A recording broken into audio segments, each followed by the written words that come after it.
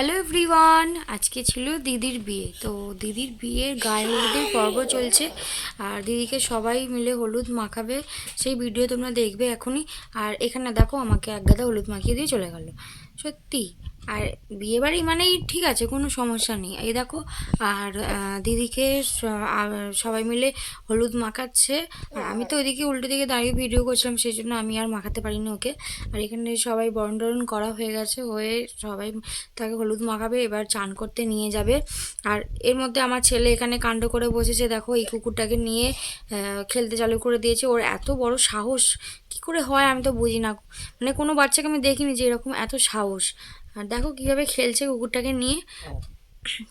আর ওর এইসব খুব পছন্দ, খুব ভালোবাসে ও, সেই জন্য ওকে আমি অত বারণ করিনি, আমি ঠিক আছে খেল। তারপর আমি পরিষ্কার পরিচ্ছন্ন করে দিয়েছিলাম, করে দিয়ে তারপর আমরা গঙ্গায় গেছিলাম।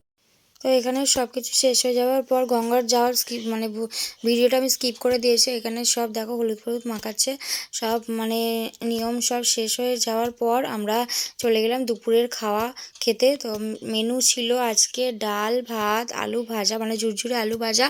আর ডাল দিয়ে, ভাত দিয়ে, আর ঝুরঝুরে আলু ভাজা দিয়ে আর লেবু দিয়ে খেতে দারুণ লাগছিল।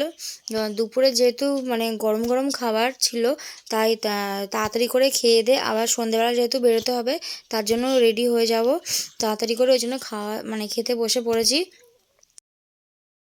সব দেখে আমার যেন মনে হচ্ছে আবার যেন এরকম করে খাই, আবার যেন একটা বিয়ে বাড়ি আসে। তো এখন আমি ভয়েস ওভার দিচ্ছি, সেই জন্য কথা বলতেও খুব অসুবিধা হচ্ছে, কি বলবো। তো দেখো এখানে সব আমাদের অর্ধেক খাওয়া দাওয়া হয়ে গেছে। এখানে চলে এলো পরপর ফুলকপি আলু দিয়ে, চিংড়ি মাছ দিয়ে তো তরকারি একটা। আর এখানে আমি যেহেতু ফুলকপি বেশি খাইনি, অল্প করে খেয়েছি। আর ওই পাশে ভাতটা তোমরা ইয়ে করো না, ওই পাশে ভাতটা আমি ছেলেটাকে মাখিয়ে খাওয়াচ্ছিলাম, ও অর্ধেক আর খায়নি। আর সেই জন্য আমি আলাদা করে রেখেছিলাম ওটা, তারপর লাস্টে খেয়ে নিয়েছিলাম। তারপর এখানে দিলাম মাছ, বড় একটা মাছের পিস ছিল, কাতলা মাছ। আর মাছের ঝোলটা আমি নিইনি, তো এমনিই খেয়েছি, তো সাথে চাটনি।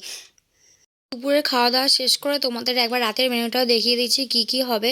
তো বেশি কিছু তুলে নিই, এখানে শুধু দেখলাম যে ফিশ ফ্রাইগুলো তৈরি করছে, তো সেগুলো তুলে নিলাম ঝটপট করে। আর এখানে দেখো চিকেন রাখা আছে, আর ওইদিকে রান্না বান্না হচ্ছে। তো পরের পার্ট 2টা দেখতে গেলে তোমরা ফলো করো, লাইক করো, কমেন্ট করো আর দেখতে থাকো।